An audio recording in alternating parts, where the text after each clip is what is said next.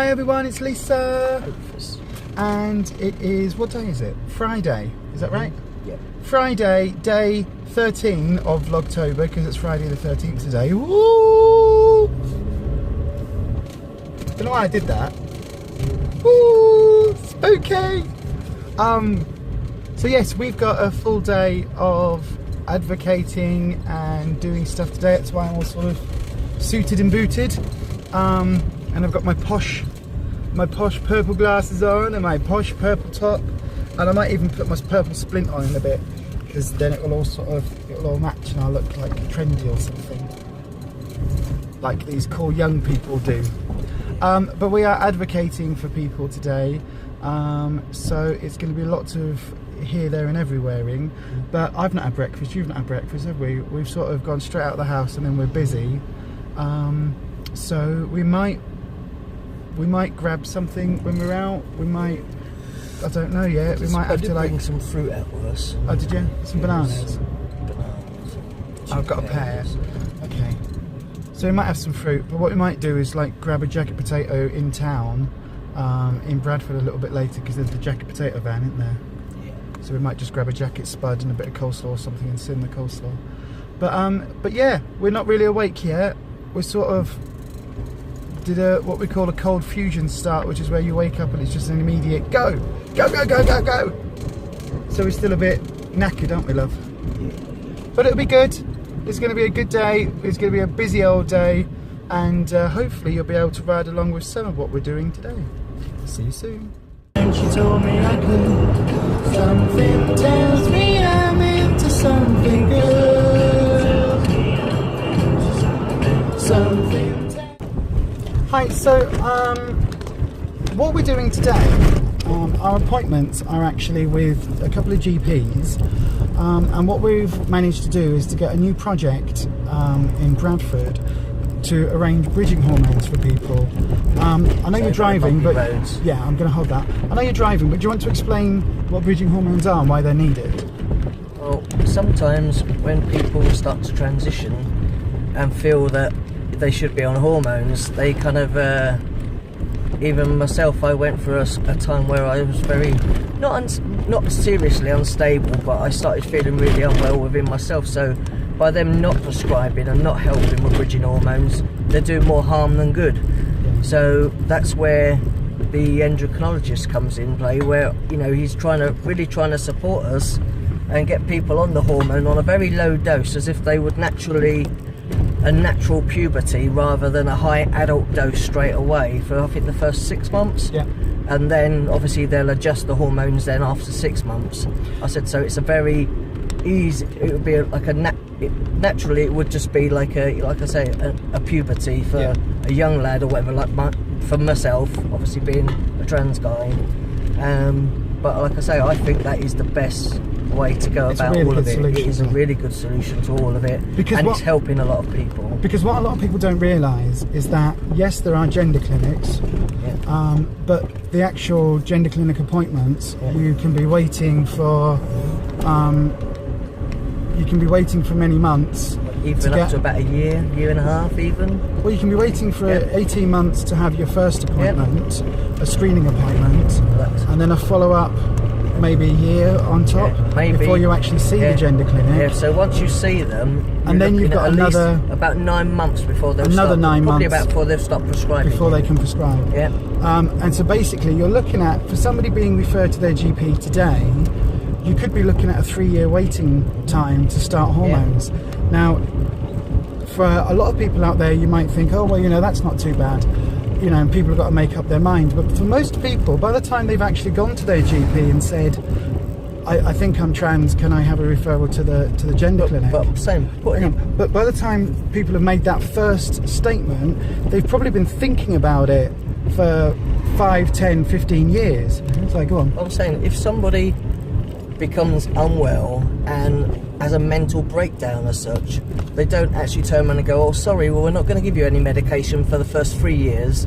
Like I say, they treat people quite quickly for other illnesses and problems, but for being trans, oh no, you can wait, you've got to wait and you've got to do this exactly how they want it done. Like I say, many people really struggle. I said that some people even commit suicide in that time because they can't wait. It's just too long. And we've said it before, the suicide figures are 48% of our community have attempted suicide at least once. 41% of our community attempt suicide multiple times. So one of the things that we do is obviously the weekly support and stuff that we do. I mean, obviously that's only the main support like that is in Bradford, but it's waiting on the gender clinic, waiting on the list.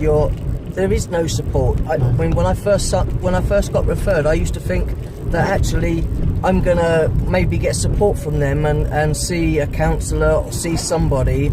Just there's nobody to help you and support you in any way while you're waiting on the gender clinic list. No. There is none. So unless you sort of reach out and go to try and find a local support group like us, there's nobody. No. And the thing is, I mean, you can see today is a really hectic one. We've got 2 appointments today at GP surgeries, and we've got one with a new service user who's wanting some peer support. But yeah, as I say, we're not funded. We do this kind of out of our own pocket, and neither of us have any money, really, do we? But we do it because it's needed, because we've both been in that situation where we felt low and we've had to buy medication ourselves from the internet because there wasn't a way of getting it.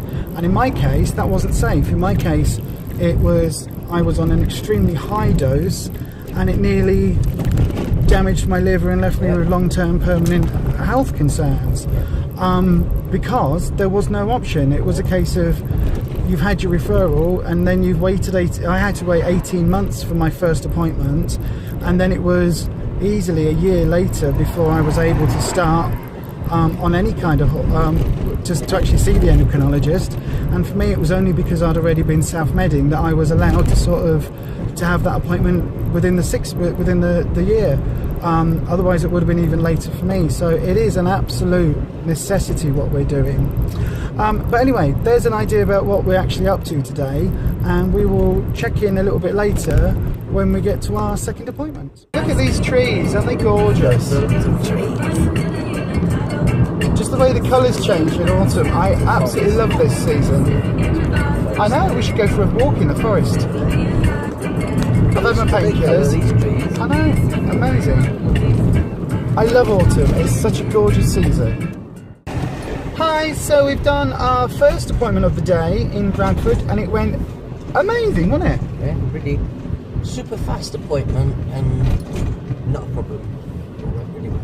Luckily, it was with somebody, a GP that we've already worked with in the past. Yeah. So as soon as we went in, I was like, oh, hi, I remember you. Yeah. And he was like, oh, hi. And he said, oh, he didn't think he'd see us again. And then all of a sudden, he was really, really nice, actually. Yeah. Really nice, really friendly. We managed to get the service user, the patient, a referral. So that's fantastic. Yeah, we saw him somewhere else before. And I think the person we went in with was really, really nervous beforehand, wasn't he? Like, really nervous. And in the end, we were in and out in less than 5 minutes, and it's all been done. So, yay! So plus, he'd already sent, sent emails across, hadn't he? But yeah, he'd done a lot of work already. So yeah. So that was done. So that's the best possible result from today already. So we're on our way now to our second meeting of the day. San Francisco.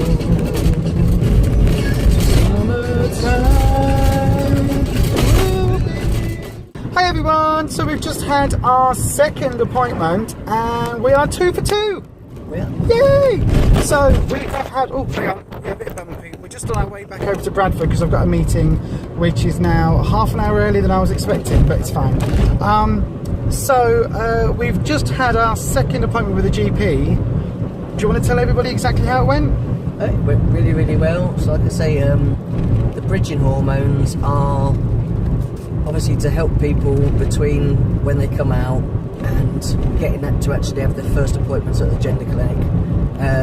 But it's not just until then, because once you do see them, you're still looking at 9 months or so after that. So maybe a you know, maybe is it 15, 18 month up wait? to an 18-month Yeah. wait, maybe before you actually get to see them, the gender clinic, and then from the first appointment you're still looking at another 9 months, possibly before they actually get you on hormones with the gender clinic. Tell them how it went.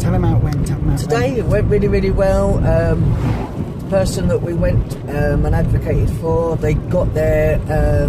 It's one of those phone and book appointments where they just obviously make an appointment with the endocrinologist, and like I say, they can get that booked, get a blood test done. I said, and they should get an appointment in the next 3 to 4 weeks. Yeah. So that went really, really well. The GP actually sent the electronic referral while we were sat there. Really, I didn't know they could do that, but it was amazing. And printed off the letter, which is the phone and book referral. But amazing, So a bit like we've got for the orthotics for the splints, which is literally a case of ring up, make the appointment when it's convenient.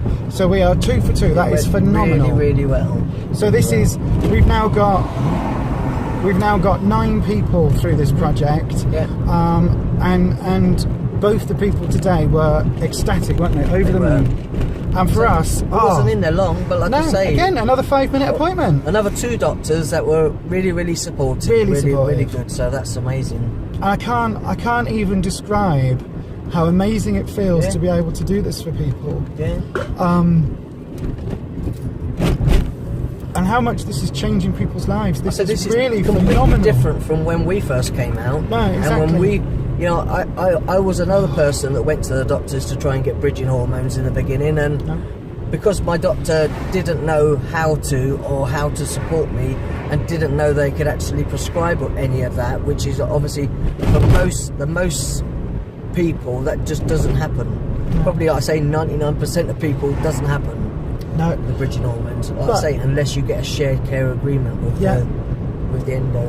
But it is phenomenal. It's absolutely phenomenal. So that's 2 people today that theoretically within a month will get an appointment for hormones, and possibly even within a month be able to start hormones and start on their next steps towards being their true self. It is absolutely phenomenal. I think we said earlier that we're not funded and we don't.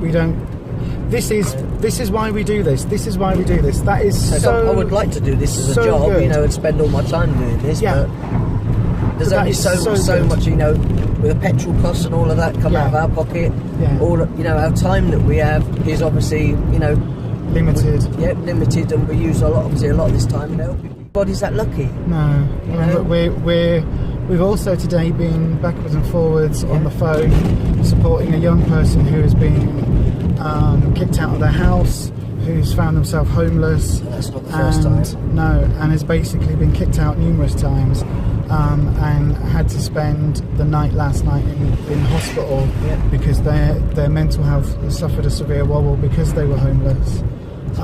So we're trying to support them as well, and so do what we can. It is very draining at times. It's very hard. It's very emotionally I would change tough, it. I wouldn't stop doing it. But we wouldn't stop doing this for anything. I said it'd be lovely if one day, you know, maybe the NHS or people could fund us to kind of like do this to kind of so that we can kind of support ourselves a bit better by doing this and helping people. That would be really amazing if we could. Amazing. But like I say, there's very limited people that work through the gender service. But anyway, it's been a good day so far. We are about 20 minutes away from my next appointment, and then you're going to help somebody repair a letterbox and put up a towel rail and do some help with their DIY, because they've just moved into a new place as well. Before we go home and have something to eat, because we've only eaten a packet of ham and a banana and a pear. And you had a pear. I've got a pear there, which I'm going to have in a second. So I'm just going to show you there. So we will probably chat to you a little bit later. It might be a long vlog, so I might have to chop this down a little bit, but we will chat to you a bit later. So then, Rufus, do you want to say what time it is and what we're doing? It's 6:15 in the evening, and we're just heading home. We are. It's been a very, very long day. We have been extremely busy. You've seen a lot of what we do behind the scenes. We've also been on and off the phone a few times. I've been I had a chat with one of the Mesmac staff about a couple of other issues that I needed to just discuss. You've been off to Morrison's and went shopping, didn't you? And did you get cooked chicken and some doggy treats? And we are now extremely tired. We both need to take some more painkillers as soon as we get in, don't we? Because I don't know about you, but I'm feeling quite knackered now, in quite a bit of pain and stuff. My back's hurting, my hands are hurting. And as you can see, probably our energy levels are a bit low because it's been a long day. But we've just been and helped somebody put up a toilet roll holder and... Yeah, toilet roll holder and a toothbrush thing, like with a cup thing you put in it. So tooth mug thing, yeah. On the wall. So you've just been drilling their wall because they've only just moved in and chatting to them about bits and bobs. It's only a little job. Yeah. But and fixed their letterbox, didn't you? Yeah, the letterbox, put the door back on the original door that they should have had for their door number. So yeah, in the passageway of the flats, there's a communal bit where they've got a load of letterboxes that you can unlock, take your post out and stuff. And the door was busted off, and someone had tried breaking into the lock. So we changed the lock, put a new lock on, put the original door that they should have had on, got that put up. So that's all as new now. So that looks really good. Yep. Got 2 keys with that, so that's good. And put the letterbox bit, the flap for the letterbox bit on it. So basically cannibalised. We got their door. And a lot of them were all busted off. Apart from maybe 2 or 3, the rest of them were all. Oh, I think there's about 6 or 7 overall. Do you know they're left like that probably because the actual landlord won't fix the other ones, possibly. So. Yeah, I mean, it does sound like the landlord's not the greatest. No, it probably was sort a job the flats for the out, landlord, but not sort the letterboxes out. But at least it's done, and it means that their post is safe. Their post's not going to get nicked. And it was jobs that they weren't difficult jobs, but if you've not done things like that before, it can be a little bit daunting, can't it? So what we said was, next time if they want some showers putting up or anything, just ask that you'll go over and help them and show them how to drill, and actually you might do one bracket and they'll do the other one. Oh, excuse me. Things like that. It's always good to know how to do new stuff. Yeah. So it's been an amazing day, a really rewarding day actually. We've achieved an awful lot today. I also had a meeting with somebody that was very anxious about meeting me, very anxious about coming along to our support group, and didn't want to necessarily come along and be with a whole bunch of people she didn't know. So we've met her. You met her as well, didn't you? Popped in to say hello. She was absolutely lovely. So hopefully we've helped that person. So overall today we've done all right. We've done good.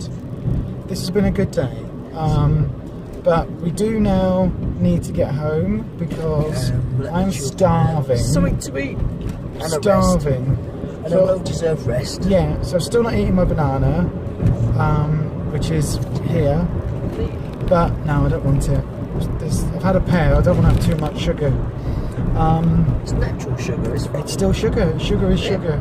It affects the diabetes the same way. Yeah. So whether it's natural sugar or man-made sugar or syrup, it's all the same. But I will.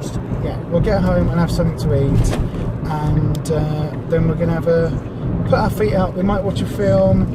We're gonna obviously let the dogs out first. Let them have a run around in the garden for half an hour. I bought them some new treats and stuff. And they're like that.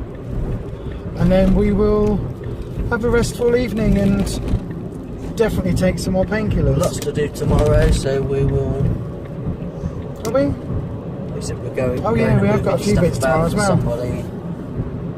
Yeah, we've got a few bits to start. Busy day tomorrow, sort of. Well, not really. A little bit, not compared to today. Not as much driving around. We're just going to go and pick up some bits from one person. Get home before now it turns up. Just pause that cloud before that starts raining. It looks like there's going to be some sort of bad storm. What it looks like. Yeah, it's really dark. So anyway, we will see you on the next video. Hopefully this has given you an idea. This isn't a typical day in our lives. This is a very, very hectic, busy day in our lives. But it's given you an idea of sort of the things that we do get up to. So we will see you on the next video. Please do give us a thumbs up. Please give us a like. If somebody out there wants to give us a few £1,000, that would also help us out with our pack immensely. But as we always say at the end of our Slimming World videos, happy sleep.